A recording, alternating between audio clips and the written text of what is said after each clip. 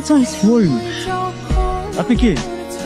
আমি মায়া, আমি গুছিয়ে দিচ্ছি। স্টপ, ধরবে না, যা এখান থেকে।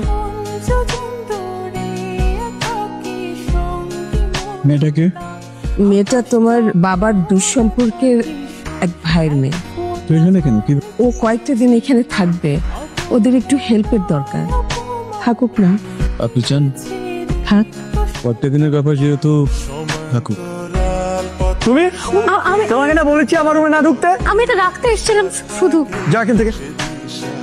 বেয়াদব। কি ব্যাপার, তুমি কোথায় যাচ্ছ? আমি চলে যাচ্ছি।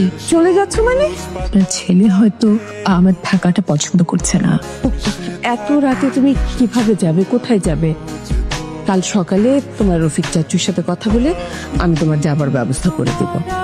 আপনার সম্মান রক্ষার্থে আজকে রাতটা আমি থেকে যাচ্ছি। মায়ার একটা অসুখ আছে, ও আর বেশি দিন বাঁচবে না।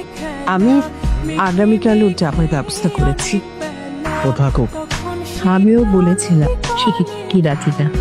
তোমার কথায় খুব কষ্ট পেয়েছে। আমার মনে হয় তোমার ব্যবহারটা ঠিক করা উচিত। I'm sorry. I'm really sorry. তুমি এখানে যতদিন খুশি থাকতে পারো। আমি প্রথমে রেগে বলেছি, তারপর শান্তভাবে বলছি, এখন জোরপূর্বক বলছি তুমি এখানে থাকতে পারো।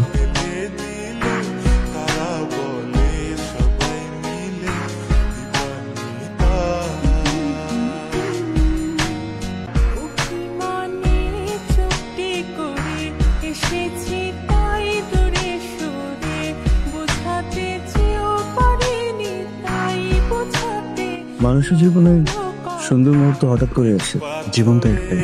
তাই হঠাৎ করে মনে হলো এই জীবনে যতদিন বাঁচবো একজন স্পেশাল মানুষের সাথেই বাঁচবো। ভালো তো, সবার জীবনে তো সেই স্পেশাল মানুষটা আসে না। আমার জীবনে এসেছে তুমি। আমি তোমার নিষ্পাপ শান্ত চোখ দেখে আমি বুঝতে পেরেছি তুমি আমার সেই স্বপ্নের রাজকন্যা। তোমার হাত ধরে আমার যত নির্ভরতা, তুমি আমাকে বিয়ে করে ফেলছো।